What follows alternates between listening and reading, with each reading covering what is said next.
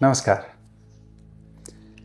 हामी वरिपरि यसो डाँडाकाँडा जता हेऱ्यौँ त्यता थुप्रै गुम्बाहरू मोनस्ट्रीहरू अहिले देख्न पाइन्छन्।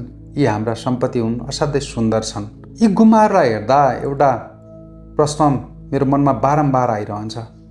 यदि यी गुम्बाहरूमा मेरा छोराछोरीहरूलाई भिक्षु नबनाइकन ध्यान सिकाउन पाइन्थ्यो भने अब आउँदो 20 वर्ष पछाडिको नेपाली समाज, हाम्रो नेपाल कस्तो बन्थ्यो होला।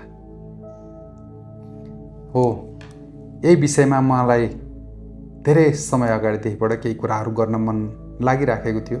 तर कहिलेकाहीँ यो धर्म भन्ने शब्द जोडिने बित्तिकै कता कता डर लाग्छ, कुरा गरिहाल्न हुँदैन कि फेरि भन्ने जस्तो पनि लाग्छ।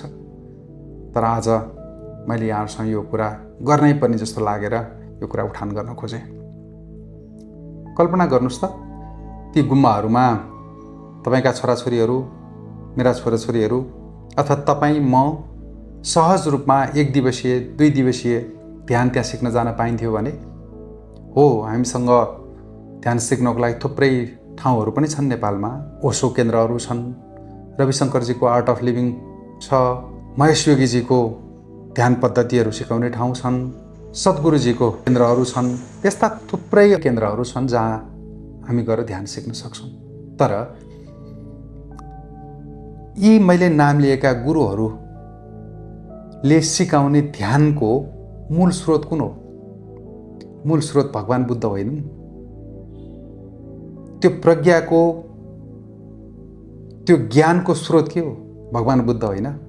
अनि त्यही भगवान बुद्धको ज्ञान, ध्यानको शिक्षा बाँड्नको लागि हामीसँग यत्रा गुम्बाहरू छन्, मोनस्ट्रीहरू छन् टन्नै।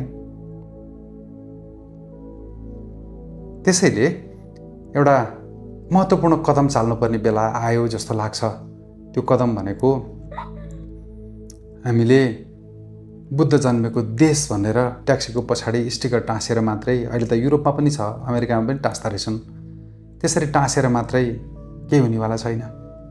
अब र अर्को कुरा, तपाईँ हामीले समाज बिग्रियो, समाज राम्रो भएन, 20 वर्ष अगाडिका घटनाहरू फेरि बार बार दोहोरिराखेका छन् भनेर शिकायत मात्रै गरेर पनि हुँदैन।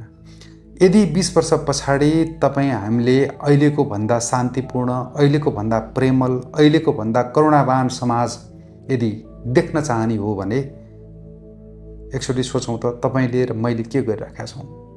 त्यसको लागि के हामीले कर्म गरिराखेका छौँ जसले गर्दा 20 वर्ष पछाडि त्यो म्यानिफेस्ट होस्?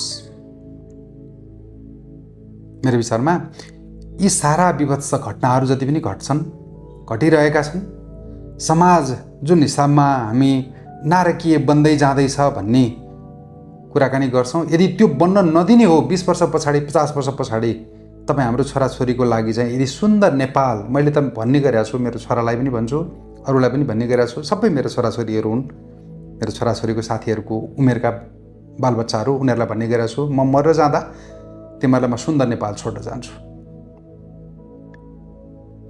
तपाईँले पनि त्यो प्रण गर्नुहोस्।